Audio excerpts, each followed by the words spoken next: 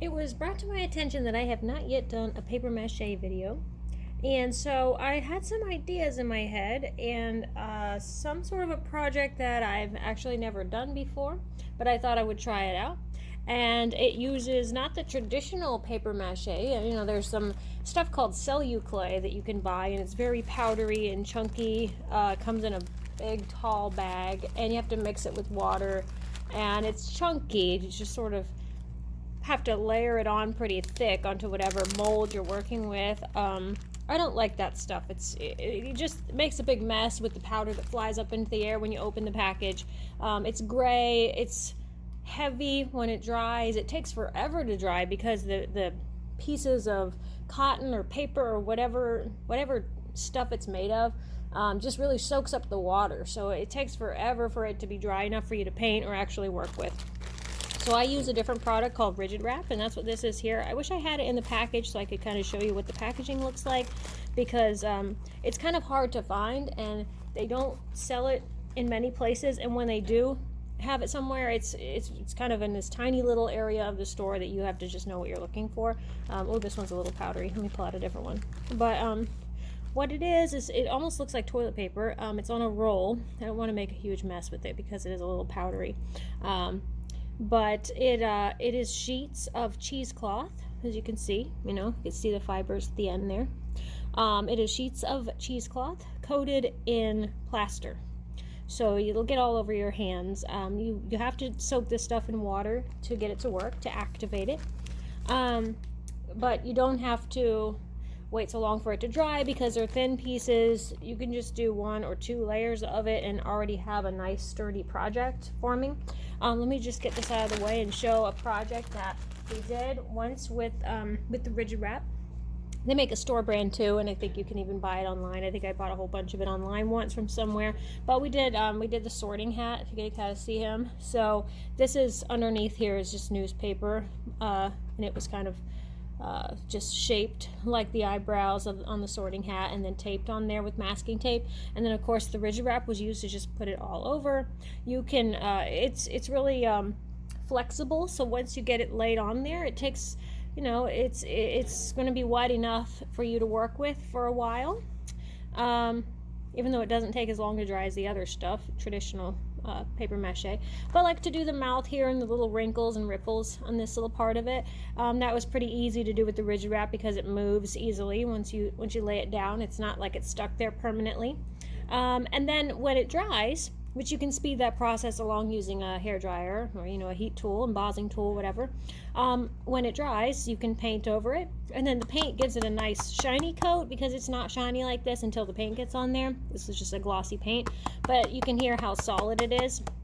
This one was kind of cool because you do have to use a base of some sort, so your Rigid Wrap has to be on a base.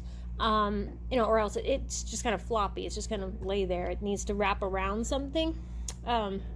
So this was made out of just a cheapy little dollar store witch hat, which was floppy. When you set it down and you lay anything heavy on top of it, just the top of the hat would just kind of flop over. So what we did was we shoved a bunch of newspaper in pieces up inside the cone of the hat, and that gave it the support it needed. And then we just had to kind of leave it sitting somewhere so the papers didn't fall out the bottom, but it gave it the support it needed to hold the Rigid Wrap up until, of course, when it was dry, we could just pop all the paper out, and then it's able to stand up on its own. This is a prop. This isn't something you could wear because it doesn't give anymore. This is stiff and sturdy, and this is just, for a decoration. So can't be something you wear on your head after this because we've kind of manipulated it to a point where now it's a solid piece. But I want to use Rigid Wrap on a canvas today, which is something I've never done before. So we'll get the sorting hat out of the way, and then I'm going to get this canvas opened up and talk about what I'm going to do on here. So I got this opened up. I want to do a wave design, so this is going to look like a wave, ocean wave, so ocean type colors. I don't know if I'm going to do it regular blues and things like that, but I'm just going to sketch sort of roughly on there shape of this curling C shape wave here. Just basic, nothing crazy, just like that. So I imagine this background area will be some sky. I'm thinking maybe like a pink sky, maybe a little bit of yellow at the bottom, where you see a little sun here or something, I don't know. Maybe sun is back there somewhere. And then a lot of blues, purples, and yellows, or whatever colors I feel like in the wave part. But we're not going to paint it first. We're going to lay on some rigid wrap first. And if it works the way I'm expecting it to, we'll be able to sort of warp and shape the rigid wrap once it's on there to kind of do what we want it to do, to give this a little texture. So it'll be like a multimedia type of painting. So you'll have the painting, yes, but the painting will be done on a textured wave background, so it'll be almost like the water's just popping off the page. And we'll be able to create those grooves just like we had on the sorting hat, like for his mouth. We'll be able to create something similar to that and let those grooves stand up and make it look like the water's popping right off of the canvas. Of course, for it to stick on there, it's going to need to sit flat while it's drying, but that's no big deal. I might choose to speed it along with the hairdryer, but we'll see what happens. So with the rigid wrap, before you use it, you have to cut it in pieces, and depending on the project you're doing, you might choose to make smaller pieces. You may choose to cut this down into little squares. It just really depends on what you're doing. I'm just going to cut them into similar sized and shaped pieces, so just long rectangles. And then, you'll lay it down and you'll see how floppy it gets. We'll just start with a few of them, because as you can see, the powder is just going everywhere, but that's fine. This will wipe up really easy. It's just plaster. So then you'll dunk it in the water. I just have in here, this is Tupperware, just filled with water, nothing special. You don't want to leave it in the water. Let the extra water drip off, but make sure the whole thing is wet. So if your corners didn't get wet, kind of let the water get on all parts of this. You don't want it dry anywhere, but you also don't want it so wet that all the plaster is coming off, because that's what will happen if you lay it in the water. So let's just put this down anywhere we want. And then while it's on there, the cool thing is, it's got all these holes in there, but as you work with it and smooth it with your fingers, the plaster that is on there will actually work to sort of fill in all of those little holes, so you won't see them anymore. And I don't know, I might just layer this on top of itself over and over. Keep in mind that the angles, as you're pinching little pieces of it and bringing it up to have some little raised areas, keep in mind the angle. So I want my wave to look like it has some curvy lines going up that way. So I want to make sure every piece that I put down is following that pattern. So you might think about throwing in all of your squares at once and just getting a head start, and that way, they're ready for me now, I just have to reach in and grab them. But if you do that, you're going to find that all the plaster comes off and it will be sitting at the bottom, and you'll be left with just a little puny piece of cheesecloth that's not going to do anything for you and not going to give you the paper mache look that you're going for. So bunch it up so you have some texture. If you're not going to use a whole lot of this, so you could just really layer it on there as much as you like. All right, so let's just get the whole rest of this all the way up to the curve of the wave, and kind of speed this along and then get ready to let it dry.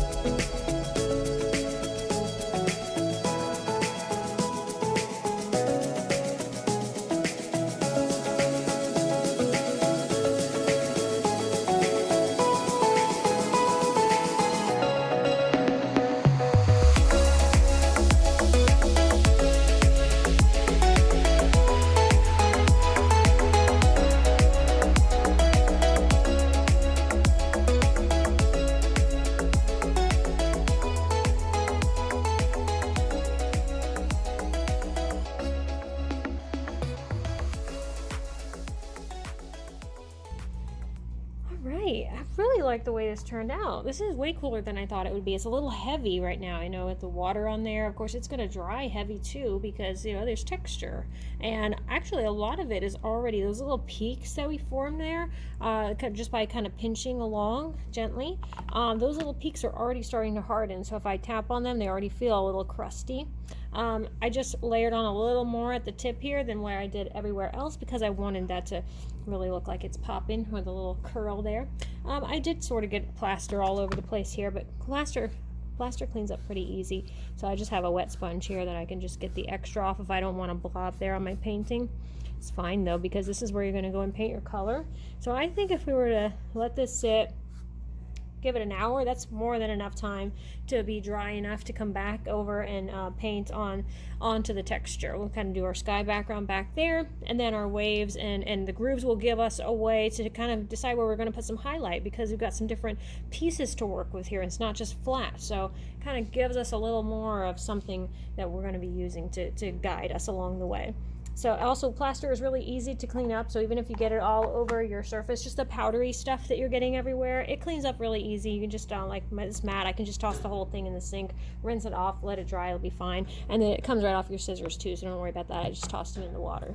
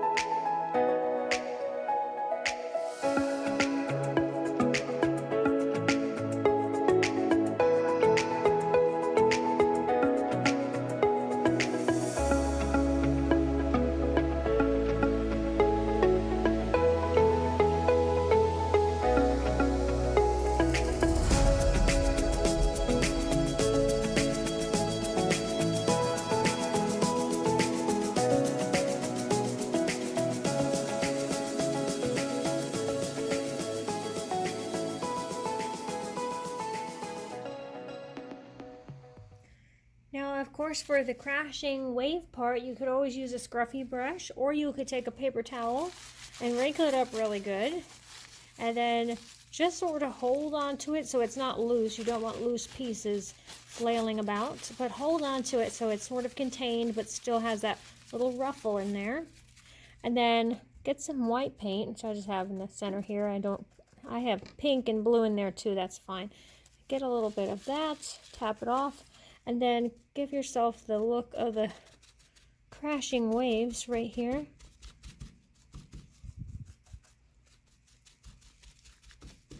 This will look like a little spray that's sort of falling all over. There. And I think this one's good.